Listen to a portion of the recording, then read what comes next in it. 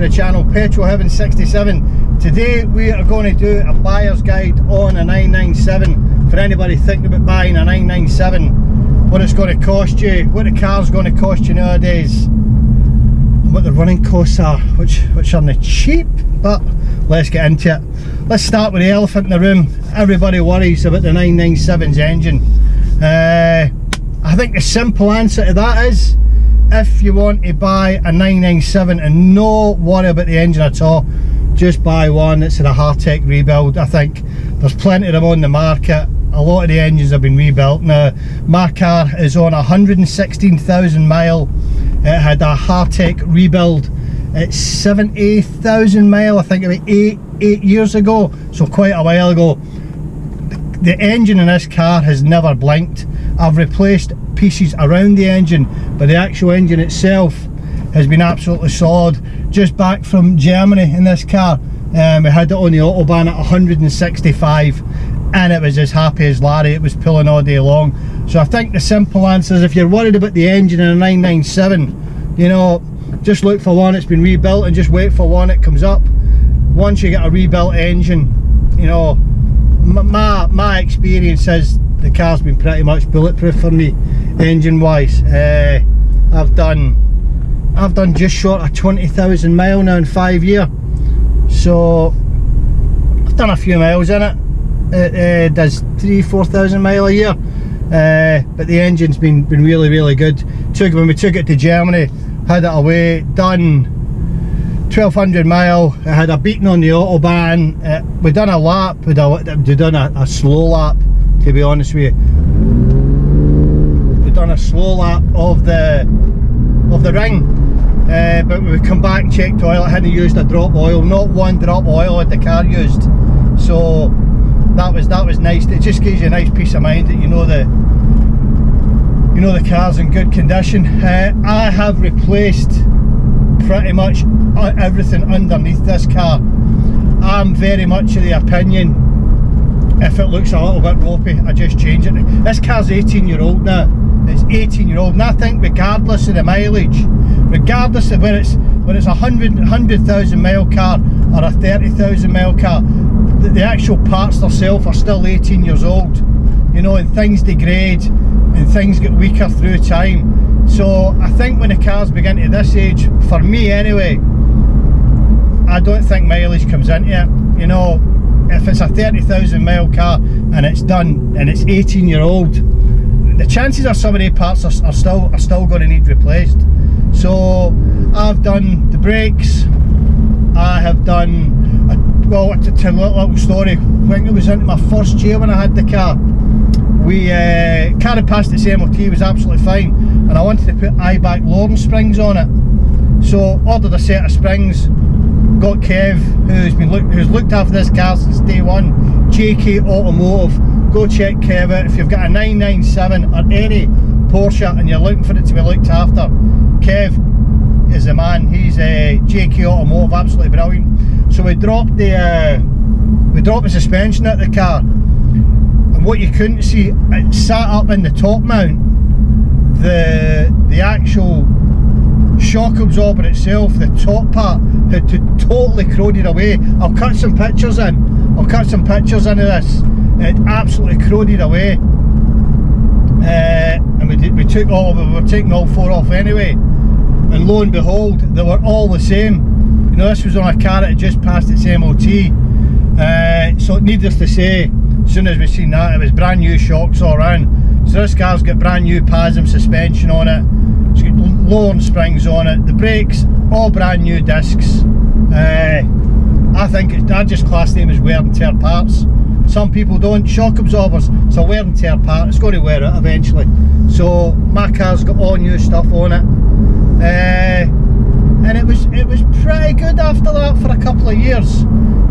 Just done the usual service and the usual maintenance to the car. And then about 2 years ago, the interior was beginning to look tired. The seats and the leather is absolutely fine in this car. It's absolutely gorgeous. There's hardly a mark on it. But anybody that knows 997s will know these centre console parts were painted with a rubberised paint, which goes soft through time. So again, I had oriented. I've got hardback seats in my car as well, and they were quite badly marked up. I think whoever had the car before me obviously had kids, and they were quite well used. So I took the seats out, we stripped all the centre console out. It was all away and painted. I've painted it in a satin finish blue, which I feel matches the car. Some people do it gloss to match the colour of the car, the paintwork. I don't like it. This is really subtle, looks really, really factory. I've had loads of comments on it. Again, I'll take some video and I'll cut some pictures in for you guys, just to let you see what I've done. Head unit, updated the head unit as well. The original PCM is horrendous. It's so far out of date, it's not real. Again, I updated mine long before Porsche brought out the new PCM, but as far as I'm concerned, what I've got in the car is far superior to what Porsche are supplying. You still need to plug your phone in with a Porsche one. Mine's is all wireless Bluetooth, everything connects. I've had this in the car for a couple of years now. The purists might want to put the unit in, but for me, the cost of the unit's ridiculous as well. For what you're getting at that price point that Porsche are charging people, that should be wireless as far as I'm concerned. I've got wireless connection. Another wee thing I've done in here in my glove box, I've fitted a charging mat, and my phone can sit in there. Well, my phone used to sit in there until I updated it to my new phone, to the iPhone 14 Pro. It doesn't fit in there anymore, so I'm going to look at maybe moving the charging mat and putting it in a glove box. But I've got a charging mat in there, but it's allowed me just to charge my phone while I was driving. So steering wheel, had the steering wheel updated as well, had it made a little bit thicker, had some thumbprints in it. I've hummed and I have hawed about changing the steering wheel to the sort of newer McCanns, and I keep going back and forward on it, so we'll wait and see if we maybe tackle that maybe next year or so. But for now, had leather, matched the car, really, really nice. And that was that's the sort of interior. I mean, the seats in this car, when you listen to this car, there's not a rattle or a squeak in it. The car's 18-year-old now. The seats in the car are absolutely gorgeous. The leather virtually unmarked. It was beginning to look a wee bit cracked when I got it, but I've spent a lot of time and put a lot of leather care on this, and it's amazing how they've brought the leather back into an almost new condition again. So again, interiors I think are pretty bulletproof, just apart from I think the centre consoles and this rubberised paint that Porsche used back in the day. It doesn't wear very well after about 18 years. So we'd planned to go to Germany this year, and I took the car up to Kiev for a service, and I had replaced a few bits and pieces of the water system, and lo and behold, we found a really, really badly corroded pipe underneath the under tray on this car.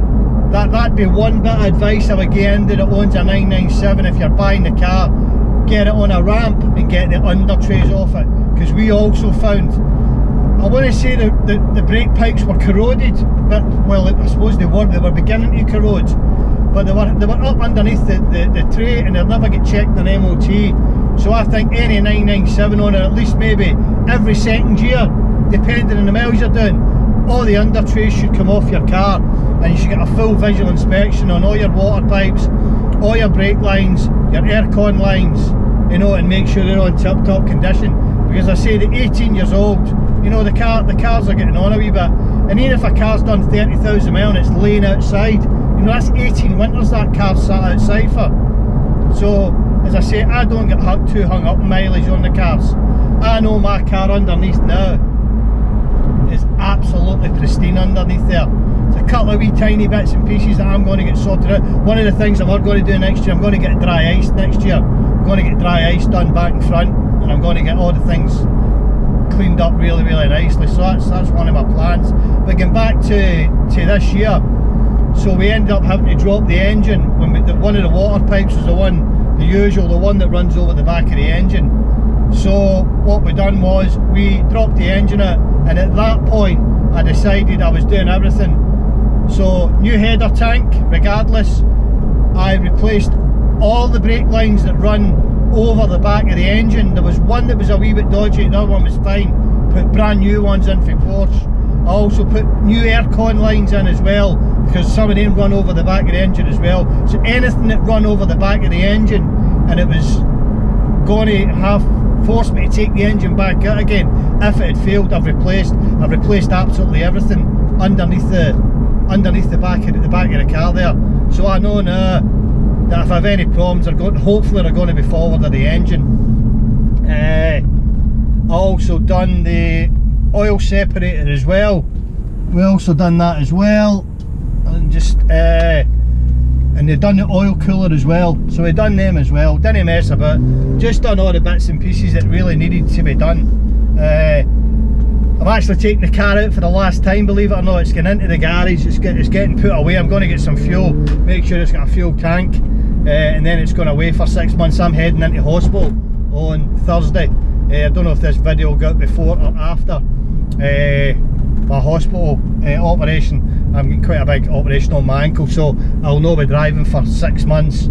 So I've washed the car today. I'm just putting a wee bit of heat in the engine, make sure the brakes are all nice and dry. I've had the air blower on it today to dry it all out, so I know it's all pretty good, but just a wee final bit of heat in the engine before we tuck it away. We get it sorted, because I'll not be able to drive again until probably February. So it is what it is. So as I say, we put the engine back in, and we took the car to Germany this year. Took it to Germany, done 1,200 miles, done a lap of the ring. I say, had it on the autobahn, 165, and it was still chugging along quite happily. I quite happily believe that this car would reach its top speed. I think Porsche booked this at 184, 180, somewhere around about there, and I'm quite happily convinced this car at 18-year-old would reach that. And even at 165 on the motorway,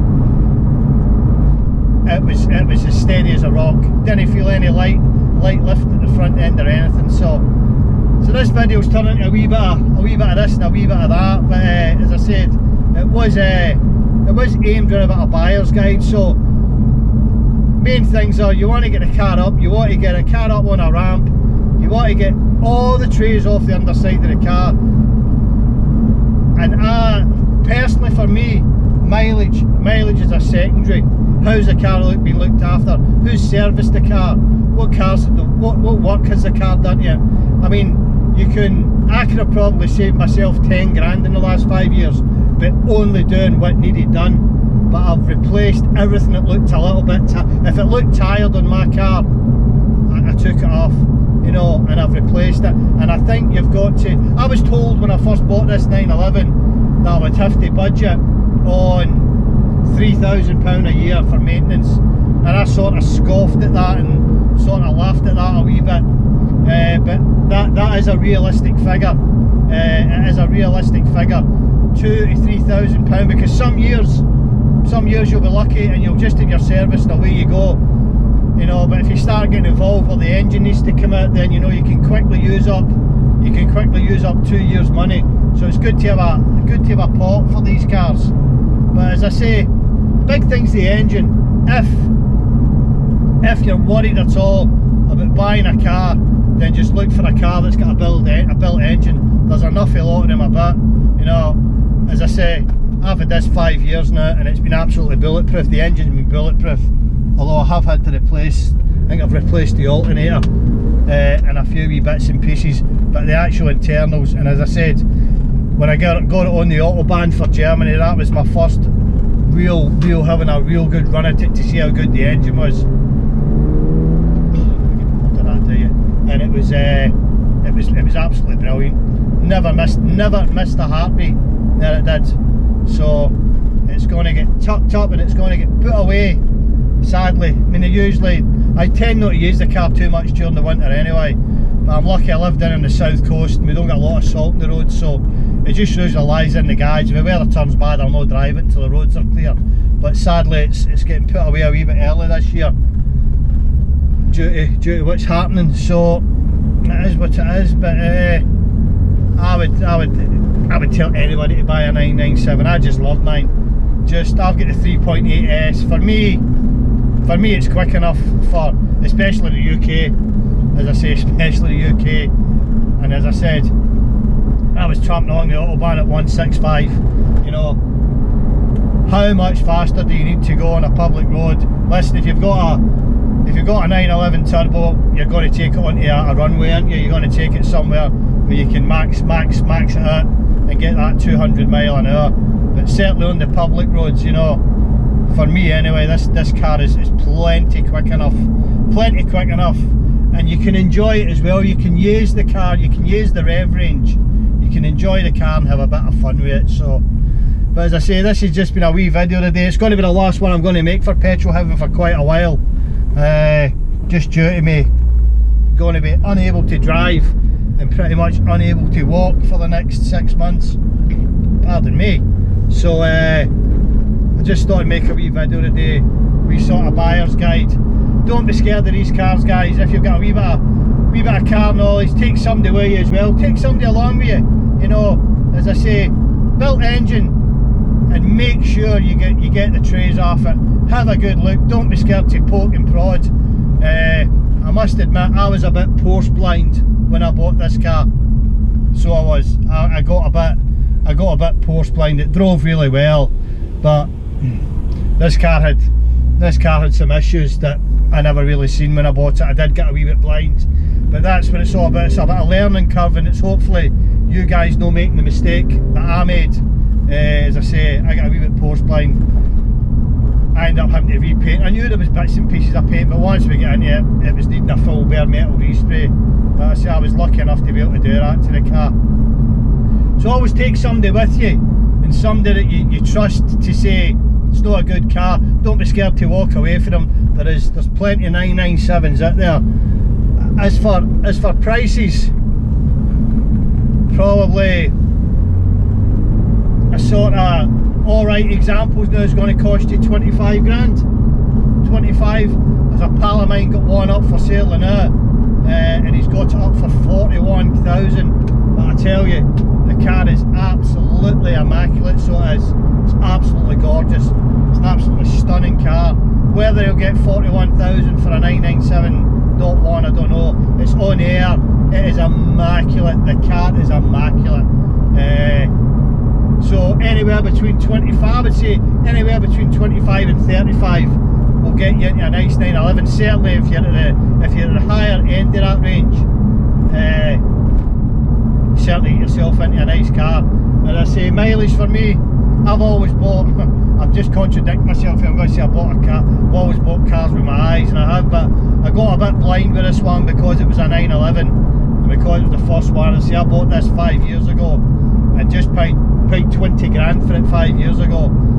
You know, I've put a lot of money in it. If I was selling this car now, with the work that I've done to it, the paint work, the state it's in with the wheels, the suspension, everything renewed, I know the whole lot back to front, I wouldn't even sell this car for anywhere under 35,000. I don't care what the mileage says, it'd be 35 grand all day long for this car, because I know how much money that I've put into this car in the last 5 years, and I know you don't always get that back, but I would challenge anybody, take the mileage away, and this will be one of the most sorted 911s in the UK, and certainly 997. So here we go. We're just arriving at the fuel station. I'm going to just top up the fuel for the last time before it goes to bed for 6 months, sadly. So I just wanted to put some heat in the engine. I hope you've enjoyed this wee video, guys. It's been a wee bit of a chit chat, hasn't it? Just a bit of me blathering on as I just get ready to put the car into storage for 6 months. So I hope you all have a good year, the rest of the year. The guys that have been following the channel, thanks very much indeed. Don't forget to subscribe if you're new. I'm going to try and put some content up. Whether I get to put it up or no, I don't know. As I say, I'm going to be unable to drive for the next 6 months, so it might be it until next year. So alright guys, take care, and just remember, Petrol Heaven 67, give us a wee follow and like. Cheers.